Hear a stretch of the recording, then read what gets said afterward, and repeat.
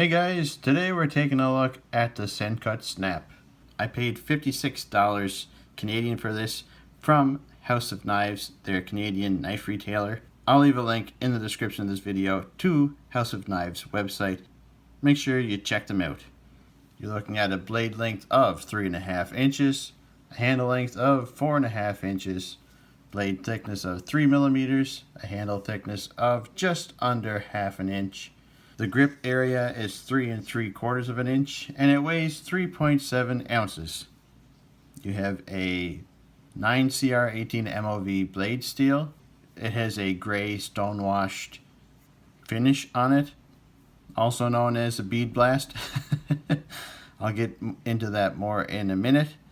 It's a flat grind and it's a clip point. See a nice swedge up here. As far as the design goes, it's pretty simple, but it is, in my opinion, still pretty attractive. I do like the look of it. You have T8 hardware, the pivot and the body screws. The pocket clip screws, though, are still T6. Close this up for safety. You have a deep carry clip. The clip itself is not recessed into the G10 scales, but at least the screws are flat, so this slides in and out of the pocket pretty easy. Not too easy though. It's not going to come flying out of your pocket if you don't want it to, but anyway, you know what I'm saying. You have a lanyard pin right here,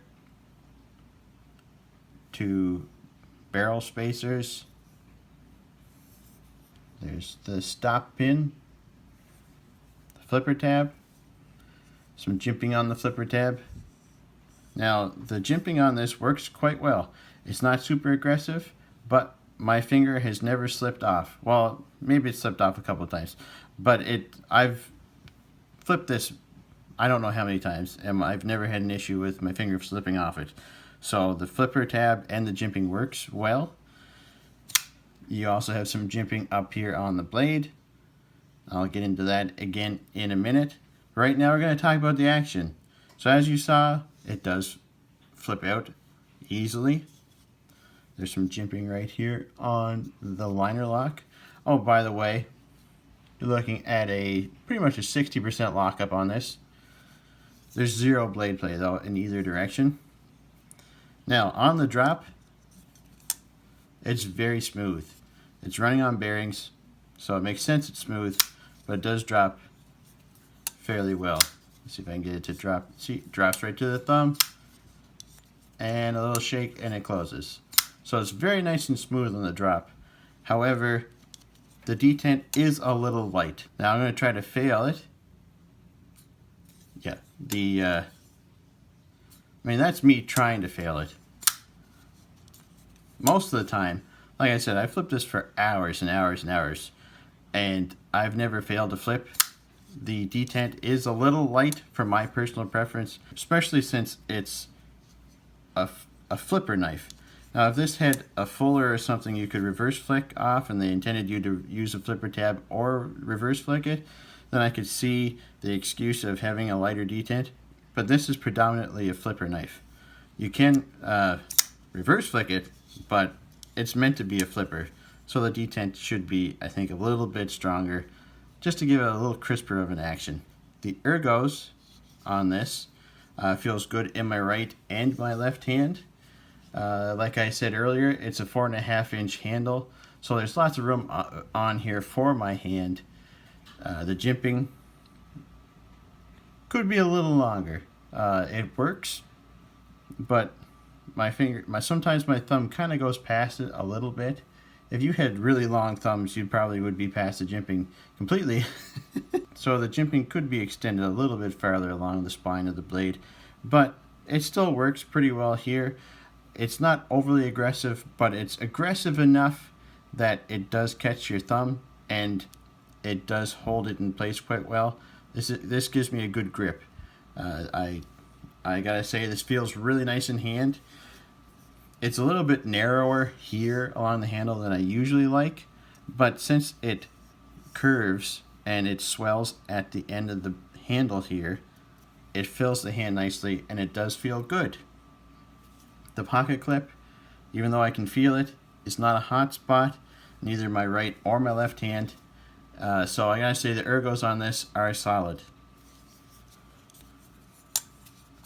The only thing I don't like about this knife is the finish on the blade. This gray stone wash, aka bead blast, sucks. I don't know if you can see it real well. Yeah, you can see the marks, the little black dark marks. It's not showing up as much in camera as it does in person. Can I get the angle right? You can kind of see them. That's from cutting one piece. One piece of cardboard. This by the way, this knife is very slicey. It's thin. It's a relatively tall flat grind, so it is pretty slicey. But my goodness, this marks up very easily. I mean, I've cut more than one piece of cardboard, but a lot of these marks came from just cutting through one piece of cardboard. That's kind of pathetic. I don't mind seeing some wear on the blade from days, weeks, months of use, but not for like a few minutes use. Having marks all over the blade is not ideal for a new knife. That's kind of sucks. The finish on this is definitely pretty crappy. Other than that though, this is a pretty solid knife. If you're in the market for a no-nonsense EDC knife, I'd say you should definitely check out the Sencut Snap. I'm pretty surprised I'm saying that because I'm not a big fan of Civivi, and the fact that this is just a cheaper version of Civivi, I figured I'd hate these Sencuts that I got in, but I actually find myself more and more impressed by them. Like I said earlier in the video, there'll be a link to House of Knives website in the description. Make sure you check them out, and I'll catch you in the next video. Thanks so much for watching. Take care.